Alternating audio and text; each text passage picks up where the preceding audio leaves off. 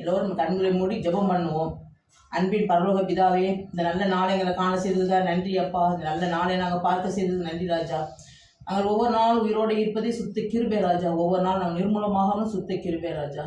அப்பா, கடந்த வருடங்களை கண்மணியை போல காப்பாற்ற தேவாதி தேவன் என்று வருங்கால இந்த ஆண்டை நீங்கள் ஆசீர்வாதத்தை கொடுத்ததுக்காக உங்களுக்கு நன்றி செலுத்துகிறோம் ஆண்டவரே. அப்பா, உண்மை நோக்கி பார்க்கிறோம் ஆண்டவரே. ஆண்டவரே ஸ்தோத்திரம் ஆண்டவரே. இந்த நாட்களில் எங்களை வழி நடத்தி கொண்டு வந்ததுக்காக உங்களுக்கு நன்றி செலுத்துகிறோம் ஆண்டவரே. இந்த வசனம் கேட்குற ஒவ்வொருவரையும் நீங்கள் தொடரணும் அப்பா.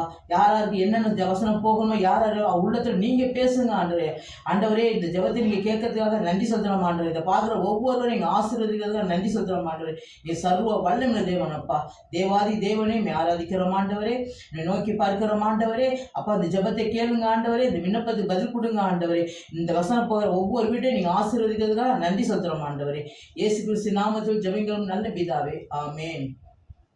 இப்போ நம்மளது லூக்கா 19:9 நம்ம பார்க்க போகிறோம். இந்த வசனத்தை நம்ம சொல்ல போகிறோம். நீங்கள் எல்லாம் கேளுங்க. ஆண்டு எப்படி உங்ககிட்ட பேசுகிறாரு அப்படின்னு. இந்த தலைப்பு எங்கே இருக்குது உங்களுக்கு தெரியுமா? பைபிள் எங்கே இருக்குன்னு தெரியுமா? பைபிள் எல்லாம் படிச்சிருக்கோமா? கண்டிப்பாக படிச்சிருப்பீங்க. கண்டிப்பாக உங்களுக்கு தெரியும். இன்னைக்கு இந்த வீட்டுக்கு ரட்சிப்பு வந்து ஆண்டவர் சொல்லிட்டாரு. அந்த வசனம் எங்கே இருக்குது? லூக்கா 19:9 இருக்குது. இயேசு அவரை நோக்கி, இன்றைக்கு இந்த வீட்டுக்கு ரட்சிப்பு வந்தது, இவனும் ஆபிரகாமுக்கு குமாரனா இருக்கிறானே அப்படின்னு சொல்றாரு. அப்போ சக்கேயு ரட்சிக்கப்பட்டான். இன்றைக்கு இந்த வீட்டுக்கு ரட்சிப்பு வந்தது என்றே சொன்னார். அவனை பழைய ஜீவியத்தில் ரட்சிக்கவில்லை. சக்கேயு கிறிஸ்துவை ஏற்றுக்கொண்டு அவர் சொந்தமானதால் அவன் முழு ஜீவியமும் முழு நிமிடத்தில் மாறி போயிடுச்சு. அவன் அறிக்கை எவ்வளவு உண்மை! ஆண்டவரே, என் ஆசையில் பாதியை ஏழைகளுக்கு கொடுத்து விடுகிறேன். நான் ஒருவனிடத்தில் எதையாகிலும் அநியாயமாய் வாங்கிறது உண்டானால் நாளாந்தன திரும்பி கொடுக்குறேன்னு சொல்லிட்டாங்க. இது உண்மைதான் என்று ஆண்டவர் ஆகையால் அவனுக்கு ரட்சிப்பு என்று கூறினார். அவன் மனசுல என்ன நினைச்சான்? நான் வாங்கினது யார்ட்டையும் வாங்கினேன்னு நினைச்சேன், நான் 4 மடங்கு நான் திரும்பி கொடுத்துட்றேன் ஆண்டவரே அப்படின்னு சொல்லிட்டு அவன் பேசினான். அப்போ ஆண்டவருக்கு தெரியும், அவன் ரட்சிக்கப்படுறான்னு ஆண்டவருக்கு தெரியும். அவர் தெரியாமல் சொல்லவே இல்லை அவர். அதனால தான் அவன் செய்வான்னு சொன்னது, இந்த வீட்டுக்கு ரட்சிப்பு வந்தது அப்படின்னு சொன்னார். ரட்சிப்பு என்றால் என்ன?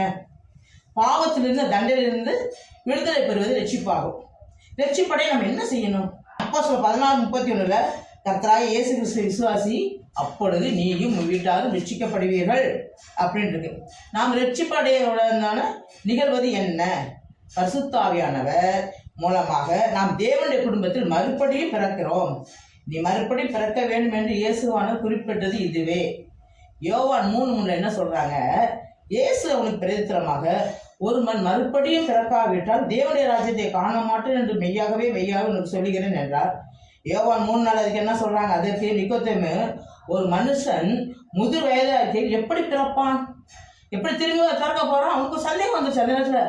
எப்படி திரும்பி பிறக்கணும்னு சொல்றாரு ஆண்டவர். திரும்பி நம்ம தாயின் கர்ப்பத்தில் போய் பிறக்குவோமா அப்படின்னு அங்கேயே அந்த நேரத்தில் அவனுக்கு நிக்கோதேமு அந்த மனுஷனுக்கு அவனுக்கு சந்தேகம் வந்துருச்சு, எப்படி பிறப்பான்னு. அவன் தாயின் கர்ப்பத்தில் 2வது பிரவேசத்தை பிறக்கக்கூடுமோ என்றான். யோவான் 3:5 இயேசு பிரதித்திரமாக, ஒருவன் ஜலத்தினாலும் ஆவியினாலும் பிறக்காவிட்டால் தேவனுடைய ராஜ்யத்தில் பிரவேசிக்க மாட்டான் என்று மெய்யாகவே உங்களுக்கு சொல்லுகிறேன்னு சொல்லிட்டாரு. அப்போ ஒரு ஜலத்தினால் என்றால் என்ன? ஒழுக்க ஞானஸ்தானம் எடுக்கணும். ஆவியினால் பிறக்க வேண்டும் என்றால் பரிசுத்தாவியை பெற்றுக்கொள்ளணும். பரிசுத்தை பெற்று அந்நிய பாஷை அடையாளத்தோடு பெற்றுக்கொள்ளணும். அதுதான் ஆவியினாலும் ஜலத்தினாலும் பிறக்கணும். ஆண்டவர் சொல், ஜலத்தினால் என்றால் முழுக்க ஞானஸ்தானம் எடுத்து, ஆவியில் பிறக்க வேண்டும் என்றால் பரிசுத்த ஆவியை அந்நிய பாஷை அடையாளத்தில் பெற்றுக்கொள்ள வேண்டும். நாளை ரட்சிப்பு அடையலாம் என்று நினைக்கவே கூடாது. நாளைக்கு பார்த்து நினைக்கவே கூடாது. இன்றே நம்ம கடைசி நாளாக கூட இருக்கலாம். ஒரு தடவை நம்ம உலகத்தை விட்டு கடந்து போய்விட்டால் திரும்பி வர முடியவே முடியாது. நீங்கள் நினச்சிக்கலாம், நாளைக்கு பார்க்கலாம் நினைக்கலாம். நாளை நம்ம கையிலே கிடையாது. நேத்தோட பேசி நாளைக்கு கடவுள் கரத்தில் இருக்கு. இன்றைக்கு இப்பொழுதுதான் நிஜம். அடுத்த நிமிஷம் என்ன நடக்குதுன்னு தெரியாத உலகத்தில் நம்ம இருக்கிறோம். நம்ம வாழ்ந்த காலங்கள் இருந்தாலும் வாழும் காலங்கள் இப்போ கொஞ்சமாக போயிடுச்சு. அதுக்கும் கொஞ்சமாக போயிடுச்சு. இப்போ ஒருத்தவங்க 60 வயசு 65 வயசு திரும்பி 65 வயசு இருக்க போகிறாங்களா? கிடையாது. அப்போ வாழ்ந்தர் வருவதற்கு நம்ம எல்லாம் தயாராகவே இருக்கணும். பரவத்தில் பிரவேசிக்க முடியாதவர் யாரு? பரவ சொல்ற ஆண்டு பரவத்தில் யாராவது பிரவேசிக்க முடியாதவர் யாருன்னா, நீங்கள் மனம் திரும்பி சிறுபிள்ளை ஆகாவிட்டால் பரவராஜ்யத்தில் பிரவேசிக்க முடியாது. அடுத்தது மெய்யாகவே உங்களுக்கு சொல்லுகிறேன் என்றார். மனம் திரும்பி சிறுபிள்ளை படவதான் பரவ ராஜ்யத்தில் பிரவேசிக்க மாட்டீங்கன்னு சொல்லிட்டாரு. யோவான் 3:2 ஜலத்தினாலும் ஆவினாலும் பிறக்காதவர்கள் பரலோக ராஜ்யத்தில் பிரவேசிக்க மாட்டார்கள். தேவனுடைய சித்தம் செய்யாதவர்கள் பரலோகத்தை பிரவேசிக்க முடியாது. இப்போ தெரிஞ்சு போச்சு யாரை பரலோகத்தை பிரவேசிக்க முடியாதவங்கன்னு. மனம் திரும்பி சிரிப்பிள்ளை போல ஆகாதவர்கள் பரலோகத்தை பிரவேசிக்க முடியாது. 1. 2 யோவான் 3:5 ஜலத்தினாலும் ஆவினால் பிறக்காதவர் பரலோகராஜ்ய பிரவேசிக்க முடியாது. 2. 3வது தேவனுடைய சித்தம் செய்யாதவர் பரலோகராஜ்ய பிரவேசிக்க மாட்டார்கள். நீங்க எல்லாரும் மனசுல வச்சுக்கோங்க. இந்த புதிய வருஷத்துல நம்ம எல்லாம் மனம் திரும்பி நல்ல ஞானஸ்தானம் எடுத்து அந்நிய பாஷை அடையாளத்தோட ஆண்டோட பரிசுத்தவை முத்திரை பெற்றுக்கொள்ளணும். இந்த 2024 வருடத்துல புதிய வருடத்துக்கு வந்துவிட்டோம். இந்த வருடத்தில் ஆண்டவர் நமக்கு செய்த நன்மைகளை நினைத்து நாம் நன்றி சொல்ல வேண்டும். Count your blessing 1 by 1. ஒவ்வொருத்துக்கும் நன்றி சொல்லணும். அவர் நம்மை ஆசீர்வதிக்கிற தேவன். எவ்வளோ நேரம் நம்மை விட்டு இந்த வருடத்தில் இந்த எவ்வளோ பேர் நம்ம நம்ம விட்டு எவ்வளோ பேர் போயிட்டாங்க. இந்த உலகத்தை விட்டு போய்விட்டார்கள். நமக்கு ஒவ்வொரு நாளும் நல்ல ஆகாரம் கொடுக்குறாரு, இருக்க இருப்பிடம் கொடுக்குறாரு, உடுக்க வஸ்திரம் கொடுக்குறாரு. அதுக்கு நன்றி சொல்லணும்ல. நோய் இல்லாமல் வச்சிருக்காரு, அதுக்கு நம்ம நன்றி சொல்லணும்ல. நோய் இல்லாமல் பாதுகாக்கிறாரு, அதுக்கு நன்றி சொல்லணும். நோயற்ற வாழ்வே குறைவற்ற செல்வம். நம் உள்ள அவயங்களும் அதாவது வேலை செய்யுது, அதுக்காக நம்ம நன்றி சொல்லணும். எல்லாவற்றுக்கும் நன்றி சொல்ல வேண்டும். ஆண்டவர் நமக்கு கொடுத்த ஒவ்வொரு அவயங்களுக்காக நம்ம நன்றி சொல்லணும். முதல்ல நம்ம ஆண்டவர் நன்றி சொல்ல கற்றுக்குவோம். எப்பொழுதும் நம்ம ஆண்டவருக்கு நெருங்கி நடக்க வேண்டும். இயேசுவே என் உள்ளத்தில் வாங்கப்பா, என் இல்லத்தில் வாங்க என்று கூப்பிட வேண்டும். இயேசு நம்மோட கூட இருந்தால் நமக்கு ஜெயம் உண்டு. ஒரு கதை. ஒரு மகாராஜா இருந்தாராம். அவர் என்ன பண்ணாரு, மிகவும் ரொம்ப நல்லவராம், தர்ம சிந்தனை உள்ளவர். அவர் என்ன பண்ணார், எல்லோருக்கும் உதவிகளை எப்போதும் செய்து வந்தார். யாருக்கும் அவர் இல்லை என்று சொல்ல மாட்டாராம். ஒரு சமயம் அவர் ஒரு பெரிய சிலையை திறந்து வைத்தாராம். அது ஏகப்பட்ட பொருள் வச்சிருந்தாராம். யார் என்னன்னு எடுத்துருப்போங்கன்னு சொன்னாங்க. எல்லாரும் வந்தாங்களாம். எல்லாரும் என்ன எடுத்துக்கிறாங்க, ஒருத்தவங்க சினிமன் எடுக்கிறாங்களாம், ஒருத்தர் நகை எடுக்கிறாங்களாம், ஒருத்தர் பழங்கள் எடுக்கிறாங்களாம். வீட்டுக்கு எல்லாமே இருக்கு. அந்த இடத்துல பெரிய ஒரு கண்காட்சி மாதிரி வச்சுருக்காங்க. நம்மளே ஒரு இமேஜின் பண்ணி வச்சிருக்காரு. எல்லாரும் அவங்க தேவையான எடுத்துருந்தாங்க. ஒரு அம்மா வந்தாங்களாம், ஒரு மாதிரி வயசான அம்மா. பார்த்தாங்க, ஒன்றுமே அவங்களுக்கு பிடிக்கலையா. என்ன இந்த அம்மாவுக்கு ஒன்றுமே பிடிக்கணும்னு சொல்கிறாங்கன்னு சொல்லி எல்லாரும் அங்கே இருக்க அந்த மந்திரி எல்லாரும் வந்துட்டாங்க, அசிஸ்டண்ட்லாம் வந்துட்டாங்க. என்ன அவங்க ஒன்றுமே பிடிக்கலையா, ஒன்றுமே பிடிக்கல. என்னம்மா என்ன நீங்கள் எதிர்பார்க்குறீங்க அப்படின்னு. எனக்கு ஒன்றுமே பிடிக்கல, ராஜாவை நான் பார்க்கணும் அப்படின்னு சொல்லிட்டாங்க. அப்படியா அப்படின்னு சொல்லிட்டு உடனே ராஜாவுக்கு உடனே இன்ஃபார்ம் பண்ணிடுறாங்க. ராஜாவே உங்களை அந்த அம்மா பார்க்கணும் உங்களை சொல்கிறாங்க. உடனே ராஜா என்ன சொல்ல, சரி நான் கிளம்பி வரேன்னு சொல்லி கிளம்பி வராரு. அப்படியே குதிரையில் வர வச்சுட்டு வந்தாராம். வந்த உடனே இறங்குனா அந்த அம்மா ஓடி ராஜா பிடிச்சிக்கிட்டாங்களாம். நீங்கள் தான் எனக்கு வேணும், நீங்கள் தான் வேணும்னு சொல்லிட்டாங்களாம். என்னன்னா இந்த பொருளெல்லாம் வேணும், பொருளை கொஞ்சம் தான் இருப்பேன், நீங்களே எங்கள் வீட்டுக்கு வந்துட்டா எல்லாமே நீங்கள் நல்லா செய்வீங்களா ராஜா அப்படின்னு சொல்லி அந்த அம்மா ராஜா பிடிச்சிட்டாங்களாம். அது மாதிரி நம்ம என்ன ஏசப்பா பிடிச்சிக்கிட்டோம்னா எல்லாம் அவருக்கு தான், பொண்ணு மேலே அவருக்கு தான், கொஞ்சம் கொஞ்சம் எல்லாமே அவருக்கு, எல்லாருமே நமக்கு செய்வார். இந்த அம்மாவுக்கு இந்த ராஜா என்ன பண்ணாரு, தன் அரண்மனையில் வச்சுக்கிட்டு 3 நேரம் நல்ல சாப்பாடு போட்டு அவங்க நல்லா போஷி வச்சு நல்லா வச்சுருந்தாரு. அவங்க எப்படி ஒரு நல்ல புத்திசாலியாக இருக்கிறாங்க. எல்லாரும் கொஞ்சம் கொஞ்சம் எடுத்துகிட்டு போனாங்க. இந்த அம்மா அந்த ராஜாவே பிடிச்சிக்கிட்டாங்க. அது மாதிரி நம்மளும் ராஜாவே பிடிச்சிக்கணும். நம்ம அதுக்கு தான் இந்த கதை இருக்கு. லூக்கா 16:19-30 வரைக்கும் நம்ம படிக்கணும். இப்போ வசனங்களை பார்த்தோம்னா இது ஒரு உண்மை சம்பவம் போல உள்ள இருக்கும். ஏனென்றால் இதில் ஆபிரகாம் இருக்கிறார், லாசர் என்ற ஏழையின் பேர் இருக்கிறது, அந்த பணக்காரர் எனக்கு 5 சகோதரர் இருக்கிறார்கள் என்கிறான். மோசேயும் தீர்க்கதரிசியும் உண்டு, அவர்களுக்கு செவி கொடுக்கட்டும் என்கிறார். என்ன இருக்கிறதுல லூக்கா 19:32 16-19 மனுஷன் ஐஸ்வரம்னு ஒரு மனுஷன் இருந்தான். ரத்த தாம்பரமும் விலையேற பெற்ற வஸ்திரமும் தரித்து அன்னிதினமும் சம்பிரதமாய் சாப்பிட்டு வாழ்ந்து கொண்டிருந்தான். 16-20 என்ன இருக்கு, லாசரன் பேர் கொண்ட தரித்திரன் இருந்தான். அவன் பருக்கள் நிறைந்தவனாய் அந்த ஐஸ்வரனுடைய வாசல் அருகே கிடந்து 16-21 அவனுடைய மேஜையிலிருந்து விழும் துணிகளை தன் பசியால் ஆற்ற ஆசையா இருந்தான். நாய்கள் அவன் பருக்களை நக்கிற்று. பின்பு அந்த தரித்திரன் மரித்து தேவ தூதர் ஆபிரகாம் அடியிலே கொண்டு போய் விடப்பட்டான். ஐஸ்வரவானும் மரித்து அடக்கம் பண்ணப்பட்டான். பாதாளத்திலே அவன் வேதனைப்படுகிற போது தன் கண்களை ஏறெடுத்து தூரத்திலே ஆபிரகாமையும் அவன் மடியில் லாசரையும் கண்டான். அப்பொழுது அவன் தகப்பனாகி, ஆபிரகாமே, நீர் எனக்கு இறங்கி லாசர் தன் விரல் நுனியை தண்ணீரில் தோய்த்து என் ஆவை குளிர பண்ணும்படி அவன் அனுப்ப வேண்டும். இந்த அக்கினி ஜுவாலையில் வேதனைப்படுகிறேன் என்று கூப்பிட்டான். அதற்கு ஆபிரகாம், மகனே, நீ பூமியில வீடு இருக்கும் காலத்தில் உன் நன்மைகளை அனுபவித்தாய், லாசரும் அப்படியே தீமைகளை அனுபவித்தான். அதை நினைத்துக்கொள். இப்பொழுது அவன் தேற்றப்படுகிறான், நீயோ வேதனைப்படுகிறாய். அதுவும் இல்லாமல் இவ்விடத்திலிருந்து உங்களிடத்தில் கடந்து போகவும் அவ்விடத்திலிருந்து எங்களுக்கு கடந்து வரவும் மனதுள்ளவர்கள் கூடாதபடிக்கு எங்களுக்கும் உங்களுக்கு நடுவே பெரும் பிளவு உண்டாக்கப்பட்டிருக்கிறது என்றான். அப்பொழுது அவன், அப்படியானால் தகப்பனே, எனக்கு 5 பேர் சகோதரர் உண்டு, அவர்களும் வேதனையுள்ள இந்த இடத்துக்கு வராதபடிக்கு அவன் போய் அவர்களுக்கு சாட்சியாக அறிவிக்கும் பொருட்டு நீர் அவனை தகப்பன் வீட்டுக்கு அனுப்பும்படி உண்மை வேண்டிக் கொள்கிறேன் என்றான். ஆபிரகாம் அவனை நோக்கி, அவர்களுக்கு மோசையின் தீர்க்கதரிசனம் உண்டு, அவர்களுக்கு அவர் செவி சாய்க்கட்டும் என்றார். அதற்கு அவன், அப்படியல்ல தகப்பனாகிய ஆபிரகாமே, மரித்தோடு அவர்களிடத்தில் போனால் மனம் திரும்புவார்கள் என்றான். அதற்கு அவன், அவர்கள் மோசேக்கும் தீர்க்கதரிசனுக்கும் செவி கொடாவிட்டால் மரித்தோடு ஒருவன் இருந்து போனால் நம்ப மாட்டார்கள் என்று சொன்னான் என்றார். அந்த அளவுக்கு ஜனங்கள் நரகம் இல்லை என்று சொல்லிக் கொண்டிருக்கிறார்கள். நரகத்தில் யார் யார் போகிறாங்க தெரியுமா? இந்த வசனத்தில் என்ன இருக்குது பார்த்தீங்களா? லாசர்னு பேர் இருக்கு, ஆபிரகாமின்னு இருக்கிறாரு, இதுல பேர் இருக்கு. ஆனால் கடைசி என்ன சொல்றாங்க, ஆண்டவர் என்ன சொல்றாரு, அங்க இருக்க மோசைக்கு செவிசாய்க்கிட்டுன்ட்டாரு. அப்போ மோசைக்கு அங்கே தீர்க்கதரிசனம் செவிசாய்க்குன்னு சொல்றாரு. அப்படி செவிசாய்க்காட்டி மரித்தோடு செத்து கொண்டு போனா கூட ஜனங்க நம்ப மாட்டாங்க. அப்படிப்பட்ட ஜனங்க வடங்க கழுத்தோடு எல்லாம் சும்மா பொய் நல்லா சொல்றாங்க. நரகம்லாம் உண்மை, நிறைய பேர் பார்த்துட்டு நிறைய பேர் சொல்றாங்க நரகம்லாம் உண்மைன்னு சொல்லிட்டு இருக்கிறாங்க. எவ்வளோ பேர் நம்புறீங்களோ நம்ப மாட்டேங்குது தெரியல எனக்கு. ஏன் இன்னும் காலங்க அந்த நாளைக்கு நினைக்காதீங்க. இன்றைக்கு நம்ம ரட்சிக்கப்படணும் எல்லாம் நினைக்க. அப்போ நரகத்தில் யார் யாரெல்லாம் போகிறார்கள் தெரியுங்களா? சங்கீதம் 9:12, துன்மார்க்கரும் தேவனை மறைக்கிற எல்லா ஜாதிகளும் நரகத்தில் தள்ளப்படுவார்களாம். நரகம் எப்படி இருக்கும்?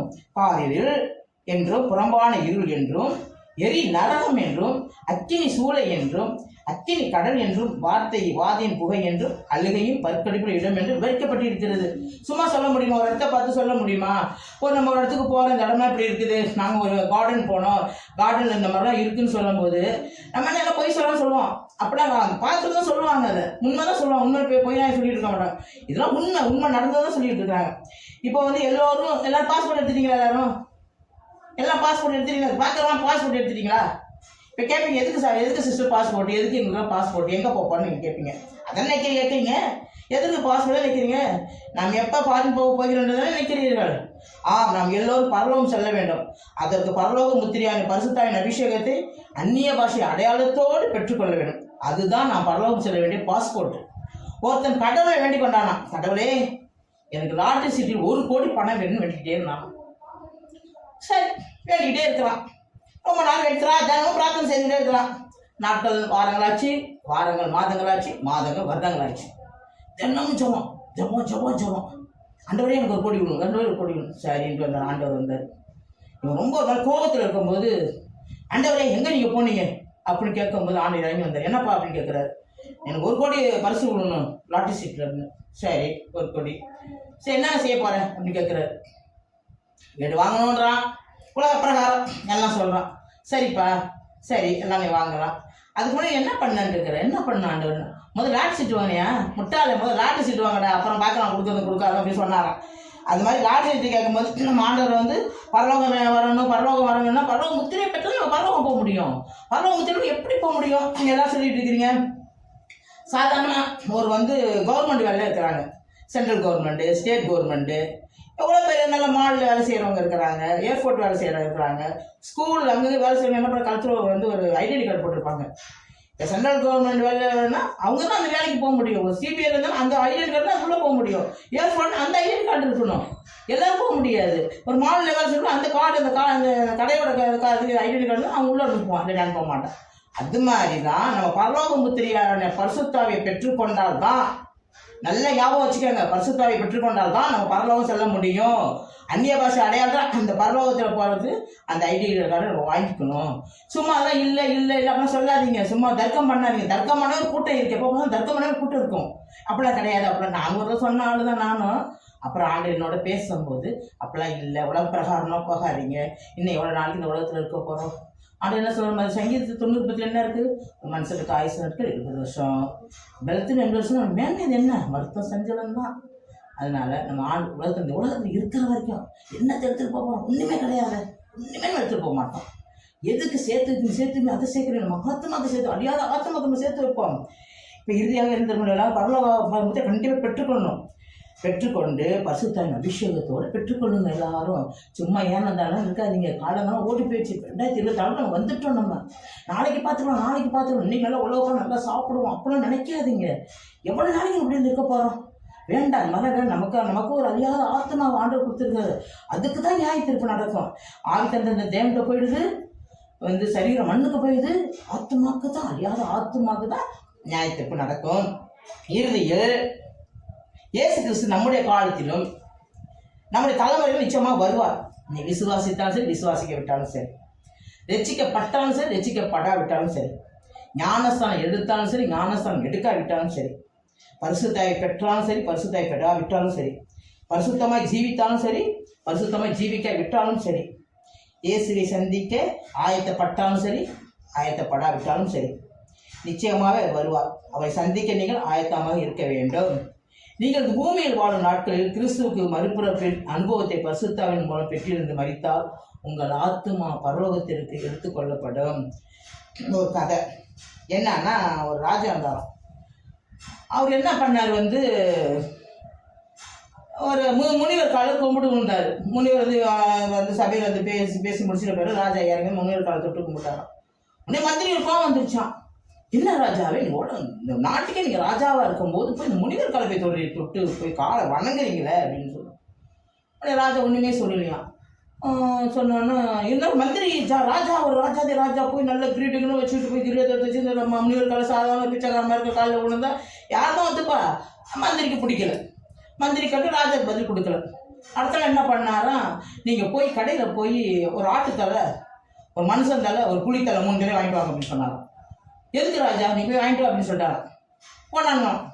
போனோன்னே இதில் போய் ஒரு ஆட்டுத்தலை கடையில் போய் வாங்கிட்டானுங்க, சந்தையில் வாங்கிட்டானுங்க. புளித்தலையை போய் ஒரு வேடன்ட்ட போய் வாங்கிட்டானுங்க. மனுஷன் தலை கிடைக்கவே இல்லையாம். சுடுகாட்டை போய் வாங்கிட்டு வந்துருக்கானுங்க. வாங்கிட்டு ராஜா கிட்ட கொடுத்தோடனே போய் வித்துட்டு வாங்கன்னு சொல்லிட்டாரு. என்ன ராஜா, கொண்டு வர சொல்லி திரும்பி வித்துட்டு வர சொல்லுங்க, இல்லை போய் வித்துட்டு அப்போ அப்படின்ட்டாரான். ராஜாவோட இதாச்சே, ராஜ கட்டளையாச்சே போகிறான் விற்கிறதுக்கு. போனால் ஆட்டுத்தலை உடனே எடுத்து போயிட்டான். புளித்தலை உடனே இந்த புளிப்பல்லுக்காக உடனே வாங்கிட்டு வரணும். மனுஷன் எவனுமே வாங்கல, எவனும் பார்த்து அழகு அடிச்சு ஓடுறானுங்கலாம். அப்போ சொல்கிறேன் அந்த ராஜாட்ட, ராஜாவே இந்த ஆட்டுத்தலை விற்று போச்சு, புளித்தலையும் விற்று போச்சு, இந்த மனுஷன் தலை எவனுமே வாங்க மாட்டானு. இந்த மாதிரி ஒன்றும் இல்லாத தலையை போய் இவ்வளோ பெரிய பெருமையை நினச்ச மனுஷன் உடம்புக்கு ஒன்றுமே மரியாதையே கிடையாது. இது மண்ணுக்கு போகிற உடம்பு, இதுதான் இது தின்னுமா, மண் திங்கிற உடம்பு, இதனால இதுக்கு மதிப்பே கிடையாது அப்படின்னு சொன்னாராம். இப்போ ஆண்டவர் நமக்கு இப்போ நம்ம உலகத்தில் நம்ம இருக்கிற வரைக்கும் நம்ம என்ன நினச்சிக்கிட்டு இருக்கோம், ஆண்டவர்கிட்ட நம்ம இருப்போம் நம்ம நினச்சிக்கிட்டே இருப்போம். நம்ம ஆண்டவர் என்ன நினைக்கிறாரு, அப்போ அந்த காலத்தில் ஆண்டவர் என்ன பண்ணியிருக்காரு, ஆதாமோட உயிரோட நாட்கள் 930 வருடம் கொடுத்துருக்காரு அவனுக்கு, ஆதாமுக்கு. சேத்தின் நாட்கள் 912 வருடங்கள். ஆதாம் உயிரோட நாட்கள் 930 வருடங்கள். சேத்தின் நாட்கள் 912 வருடங்கள். ஏனோசு உயிரோட நாட்கள் 905 வருடங்கள். கேனானுடைய உயிரோட நாட்கள் 910 வருடங்கள். இளையல் நாட்கள் மகளையல் நாட்கள் 895 வருடங்கள். யாரோடைய நாட்கள் 962 வருடங்கள். ஏனோக்கு 325 வருடங்கள். ஏனோக்கு தேவனை சஞ்சரித்து கொண்டு இருக்கையில் காணப்படாமல் போனான், தேவன் அவனை எடுத்துக்கொண்டார். மெக்சுலா நாட்கள் 969 வருடங்கள். லாமேக்கு நாட்கள் 7777 வருடங்கள். நோவாவின் நாட்கள் 950 வருடங்கள். ஆதியாகமம் 6:3 அப்போது கர்த்தர் என் ஆவி என்றைக்கு மனுஷனோட போராடுவதில்லை, அவன் மாமிசன் தானே, அவங்க இருக்கிற போய் நாட்கள் 120 வருஷம் அப்படின்ட்டாரு. இந்த வருஷம் ஏன் ஆண்டவர் குறைச்சாரு? ஒரு மனுஷன் வருஷம் 70 வருஷம் ஏன் சொன்னாரு? இவ்வளோ ஆண்டுகள் ஒருத்தருக்கு ஆபிரகாம் கொடுத்த ஆண்டவர் எவ்வளோ கொடுத்தாரு, ஆதாமோட நாட்கள் 930 வருடங்கள் கொடுத்த ஆண்டவர் எதுக்கு அவன் கடைசியில் வருஷத்தை குறைச்சிட்டாரு? அவனுக்கு ஏன் குறைச்சாரு?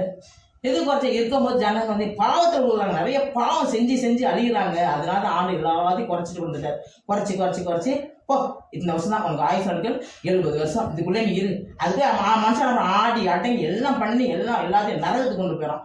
சிலவங்களுக்கு நரகம் இருக்குன்னு தெரியும், இருந்தாலும் அவன் ரட்சிக்கப்படாமல் அவன் 10 பேர் அவன் அப்படியே நரகத்துக்கு விட்டுப்பாங்க, ஒன்றுன்னு சொல்லி அவன் வித்துட்டு போயிடுவான். இதனால் நம்ம என்ன பண்ணோம், இருக்கிற காலங்களில் இந்த கொஞ்சம் காலங்களில் ஆண்டோட எப்படி இப்போ பாருங்க, யுத்தத்தை கேட்குறோம். இன்னைக்கு ஜப்பான் அவ்வளோ நிலநடுக்கம், அவ்வளோ பேர் இறந்துட்டாங்க. எங்கே பார்த்தா தூத்துக்குடிலாம் அவ்வளோ ஜனங்க வெள்ளத்தில் அழிஞ்சாங்க, எவ்வளோ கஷ்டப்படும். நமக்கு அதெல்லாம் ஒன்றுமே நம்ம எவ்வளோ வழிநடத்தி கொண்டு வந்தார். இந்த செய்தியெல்லாம் கேட்பாங்கன்னு சொல்கிறான், செய்தியெல்லாம் கேட்பீங்கன்னு சொல்லிட்டு இருக்கிறாரு. இப்போ சிலவங்க அப்போ நம்மளாம் பேசுங்க என்ன சொல்கிறாங்க, அதெல்லாம் ஒன்றும் இல்லை, சும்மா நிறைய பேர் கள்ளத்துக்கு பேசி வந்துடுறாங்க அப்படின்னு சொல்கிறாங்க. இல்லை சொல்கிறவங்க சொல்லிட்டு பாருங்க, 1000 சொல்லுவாங்க. நம்ம ஆண்டவர் நிற்கும் போது கேட்பாரு, ஆண்டு பொண்ணை கேட்பாரு, நீ என்ன செஞ்ச, நீ என்ன பண்ணுவோம், நீ போன நாள் உலகத்துல ஒருத்தர் வயசு கொடுத்துருக்கானே, நீ எனக்காக நீ என்ன செஞ்ச ரோஸ்லின்னு என்னை கேட்பாரு. நான் சொல்ல முடியுமா, ஐயோ ஆண்டவரே இந்த மாதிரி சொல்கிறாங்க, ஆண்டவர் என்ன கேவலமாக பேசுகிறாங்கன்னு சொன்னால் நீயே அதை பற்றி என்னையே அடித்தாங்க, என்னையே எல்லாம் பண்ணிக்கிறேன், என்னிட்ட அற்புதம் அடையெல்லாம் பார்த்தவங்களே என்னையே வந்து பேய் வச்சு வெட்டலாம்னு சொல்லிட்டாங்களே, அப்போ நீங்கள் ஏமாத்துறோம் அப்படின்னு ஆண்டவர் சொல்கிறாரு. அதனால அது சொல்கிறவங்க சொல்லிட்டு போகிறோம், இதை சொல்லுவாங்க. நீங்கள் அதெல்லாம் பற்றி கவலைப்படாதீங்க. ஏன்னா அது பைபிள் என்ன இருக்குது, நீ சொல்கிறப்ப எல்லாத்தையும் நினச்சா கூட நம்ம வேலைக்காரன் நிந்திக்கிறது கூட நமக்கு காதில் விழுவும். அதெல்லாம் தூக்கி போட்டுடுங்க. நமக்கு ஆண்டவர் என்ன சொன்னார், என்ன வசனம் சொன்னார், வசனம் ஒவ்வொரு நாள் நம்ம வீட்டில் ஜெபம் வேலை பற்றிக்கிட்டே இருக்கும், சொல்லிகிட்டே இருந்தாங்க. நீங்கள் என்ன ஆண்டவர் என்ன நம்ம உலக பிரகாரம் போனால் அவங்க என்ன சொன்னாங்க, இவங்க என்ன சொன்னாங்க, இவங்க மதிக்கல, இவங்க பேசல, அவங்க பேசல, நம்மளை பற்றி இவங்க என்ன பண்ண, இவங்க நம்மளை பற்றி அவங்க நினச்சி நமக்கு என்ன ஆக போகுது, அவங்க என்னை பற்றி என்ன நினைக்க நம்ம கேட்குறாம அவங்க நினச்சி நமக்கு என்ன ஆக போகுது, அது ஒன்றுமே கிடையாது. நம்ம கடவுள்கிட்ட வரும்போது, ஆண்டவர் வருகை வரும்போது நம்ம கரெக்டாக போய்ட்டு நம்ம ஆத்மா அழியாத ஆத்மா ஆண்டவர்கிட்ட போகும். அதுக்கு ஆண்டவர் வந்து அதுக்கு நம்ம தயாராகவே இருக்கணும். நம்ம அப்போ வந்து 9 வந்து அவன் ஆயுசாளுக்கு 70 வருஷம் இருந்தாலும் பலத்தின் மேல் 80 வருஷம் இருந்தாலும் மேன்மேல் வருத்தம் சஞ்சலமாகும். அது சீக்கிரமாக கடந்து போயிடுது, அவனும் பறந்து போயிடறான். நான் பாவம் செய்ய ஆண்டவன் ஆயுசத்தை குறைத்தார். இதான் இந்த பாவம் செய்ய நம்ம ஆயுசு நாட்கள்லாம் குறைஞ்சி போய் 20 வருஷத்துக்கு கொண்டு சார். நம்ம 120 வருஷம் 150 அதே மாதிரி 50 வருஷம் 1000 கணக்கில் வச்சுருந்தோம்னா நம்ம எப்படி இருப்போம். எனக்குன்னு சேர்த்து வச்சு எவ்வளோ பாவத்தை போய் பின்னுற போகிறோம், நரகத்தில் ஒப்பிட போகிறோம். இப்போ நரகத்தில் ஒரு ஆள் கூட இருக்கணும். நம்ம ஜெபம் பண்ணிக்கோ, ஆண்டவரே ஒரு ஆத்மா கூட போயிடக்கூடாதுப்பா, ஒவ்வொரு ஆத்மா விளையேறப்பட்டது. நீங்கள் வரும்போது ஆண்டவரே நம்ம இப்படி ஆத்மாக்கள் கொண்டு வர ஆண்டவரே நீ கேட்பாரு பொண்ணு, அவர் என்னை பற்றி சொன்னியா என்ன சொல், எப்பவுமே என்னோட வசனம் சொல்லு ஆண்டவர் சொல்றாரு. நம்ம சொல்லாம இருக்கவே கூடாது. ஆண்டவரே என்ன உங்களுக்கு சித்தம் என்னப்பா, அவங்க திட்டம் என்னப்பா, நீ சொல்லுங்க ஆண்டவரே, செய்யறாங்க ஒண்ணுமே தெரியாத ஆண்டவரே அப்படின்னா நம்ம தேவதூதர் வருவாங்க. தேவதூதர் வந்து சொல்லி தருவாங்க, இதை செய் அவங்கள்ட்ட பேசாத, உன்னை பற்றி உங்க தப்பா நினைக்க அவங்கள்ட்ட பேசுறாத, நீ பாட்டு சாதாரண பேசு, எல்லாம் பண்ணு, நீ ரொம்ப பண்ண ரொம்ப பேசுறன்னு சொல்லுவாங்க. கேட்பாங்க, ஆண்டவர் பேசுவாரா அப்படின்னு கேட்பாங்க. ஏன் ஆண்டவர் பேச மாட்டார்? ஆபிரகாம்கிட்ட பேச ஆண்டவர், ஆதாம்கிட்ட பேச ஆண்டவர், மோசேட்ட பேச ஆண்டவர், ஏன் நம்மகிட்ட பேச மாட்டாரு? நம்ம காது கொடுத்து கேட்காதெல்லாம் தெரியல. கண்டிப்பாக ஆண்டவர் பேசுவாருங்க, மெல்லிய குரலில் பேசுவார். நீங்கள் அந்த அனுபவத்துக்கு வந்தால் தான் உங்களுக்கு தெரியும். நம்ம வந்து இஷ்டத்துக்கு சொல்லுவோம், அவங்க நாங்கள் சொன்ன ஆளு தான், சும்மா கதை விடுறாங்க கதைன்னு சொன்ன ஆளு தான். ஆனால் அப்படிலாம் கிடையாது, ஆண்டவர் பேசுவாருங்க. அவர் பேசும் தெய்வங்க, பேசாத கல்லோ மண்ணால நம்ம ஆண்டவர் தேவாதி தேவன் வந்து பேசும் தெய்வம். அவர் எப்போதும் நம்ம ஜெபம் பண்ணணும். அவர் எப்போதும் ஆண்டவரை நம்ம சித்தன் அவர் சொல்றாரு வந்து என்னை நோக்கி கூப்பிடு, நீ அறியாத வெட்டாதமான காரியம் செய்யுங்கன்னு தானே சொல்றாரு. வசனத்தை படிங்க, வசனம் தான் ஆண்டவர் பேசுற வசனம் மூலியமா தான் உங்கள்கிட்ட பேசுவாரு. இது நம்ம சாதாரண பேசுறதுக்கு எல்லா வசனத்துல தான் இருக்குது. இதை செய்ய அங்கே போகாத இந்த செய்த உன்னை அதிசயங்களை காணப்படும் நிறைய வசனம் வாக்குறது வசனம் நிறைய இருக்குது. அப்போ ஆண்டவர் சொல்லுவார், இதெல்லாம் சொல்லுவார். நம்மலாம் படிச்சாதான் நமக்கு தெரியும். நீங்க எல்லாம் வசனத்தை நல்லா படிச்சுக்கங்க. மீனுக்கு வந்து புழு மேல ஆசையா, புழுக்கு என்ன ஆச்சு, மனுஷனுக்கு வந்து மீன் மேல ஆசை, மீனுக்கு புழு மேல ஆசை, மனிதனுக்கு மீன் மேல ஆசை. மீனுக்கு புழு கிடச்சிச்சான், மனுஷனுக்கு மீன் கிடச்சிதான். ஆனால் புழுக்கு என்ன கிடச்சது? அப்போ புழு சொல்லிச்சான், வாங்கடா நீங்கள் மனுஷனா வாங்க மண்ணு தெரியும், அப்போ நான் பார்த்துக்கிறேன்னு சொல்லிச்சான். சின்ன இருக்காது. நம்ம சின்ன ஜெபம் பண்ணிக்கிறேன், எல்லாம் ஜெபம் பண்ணிக்கிறேன், கண்ணை விடுங்க. இதை பார்க்குறவங்களாம் இந்த ஜெபத்தை கேளுங்க. ஜெபத்தை கேட்குற தேவன் நம்ம கூட இருக்கிறார். ஆண்டவரே, அன்பின் பரலோக பிதாவே, நன்றியோடு ஸ்தோத்திரிக்கிறோம். ஆண்டவரே, ஜெபத்தை கேட்கிறவரே, மாமிசமான யாவரும் இடத்தில் வருவார்கள். ஆண்டவரே, சிங்கக்குட்டிகள் தாழ்ச்சல் பட்ட கத்தருக்கு ஒரு நன்மை குறைவுன்னு சொன்னீங்களப்பா. கர்த்தாவே, தேடல் கைவிடல் நாம எதை கேட்டாலும் செய்வேன்னு சொன்னீங்களா ஆண்டவரே. கடந்த காலமாக கண்மணியை போல காப்பாற்றினீங்க ஆண்டவர். இந்த காலங்கள் ஆண்டவர் 2024 கத்திருக்கோம். கர்த்தாவே, எங்களை நீங்கள் வழி நடத்துறதுக்காக நன்றி செலுத்துகிறோம் ஆண்டவரே. எங்களை பாதுகாத்து கொண்டதுக்காக நன்றி செலுத்துகிறோம் ஆண்டவரே. நோக்கி பார்க்கிறோம் ஆண்டவரே. உங்கள் வசனத்திற்கு நம்ம ஃபுல்லாக போகணும் ஆண்டவரே. மெய்யான தேவன் நீங்கள் ஒருதல் தானே ஆண்டவரே. அப்பா, நீங்கள் கேட்ட ஒவ்வொரு உள்ளத்திலும் நீங்கள் பேசுங்க ஆண்டவரே. என்ன சொல்லணும், செய்தி சொல்லணுமோ அதை நீங்கள் சொல்லுங்க ஆண்டவரே. இந்த வீட்டுக்கு ரட்சிப்பு வந்தாங்க, அதே மாதிரி ஒவ்வொரு வீட்டுக்கு ரட்சிப்பு இந்த வருஷம் வந்திருக்குன்னு கர்த்தாவே. அதுக்கு ஆண்டவரே நோக்கி பார்க்கிறோம் ஆண்டவரே. ஒரு ஆத்தமாக கெட்டு போயிடக்கூடாது ஆண்டவரே. நாங்கள் யாரும் போவோம் விரைவா ஆண்டவரே. வாழ்வு தரும் வார்த்தையில் உண்மையிட்டு தானே உண்டு ஆண்டவரே. அப்பா, எங்கள் ஒவ்வொருவரையும் அந்த ஷோ பார்க்குற ஒவ்வொருவரையும் இந்த பார்க்குற ஒவ்வொருவரையும் நீங்கள் ஆசீர்வதிங்க ஆண்டவரே. அவர் என்னென்ன தேவையோடு சந்திச்சு இப்பொழுது ஜெபம் பண்ண ஜெபத்தை நீங்கள் கேளுங்க ஆண்டவரே. நாங்கள் அப்பா பிதாவே என்று கூட புத்திர கொடுத்தவரையும் ஆராதிக்க வந்திருக்கிறோம் ஆண்டவரே. எங்களோட பேசுனதுக்காக நன்றி செலுத்துற மாட்டேன். ஒவ்வொரு உள்ளத்தில் நீங்கள் பேசுனதுக்காக நன்றி செலுத்துகிற மாண்டவரே. அப்பா பிதாவே, இப்போ நம்ம நோக்கி பார்க்கிற மாண்டவரே. உலகத்தை உண்டாக்கினவரே, அந்த சராசரங்கள் அந்த இடத்துல வச்சிருக்கீங்களா ஆண்டவரே. வானங்களில் பூமி உண்டாக்கினவரே. வானங்கள் உமக்கு சிங்காசனப்பா, பூமி உமக்கு பாதப்படி ஆண்டவரே. வானங்கள் உம்முடையது, பூமியும் அதன் நிறைவுகள் உம்முடையது. வானங்கள் உம்முடையது, பூமியும் அதன் குடிகள் உம்முடையது. பொண்ணு வெள்ளி உம்முடையது ஆண்டவரே. நீர் எங்களை காண்கின்றவர், எங்களை விசாரிக்கிறவர்கள் போதுமானவர் ஆண்டவரே. ஆண்டவரே நோக்கி பார்க்கிறவரே. அனுபவம் நோக்கி கூப்பிடுன்னு சொன்னீங்க அப்பா, உங்க நோக்கி கூப்பிடுறோம் ஆண்டவர்.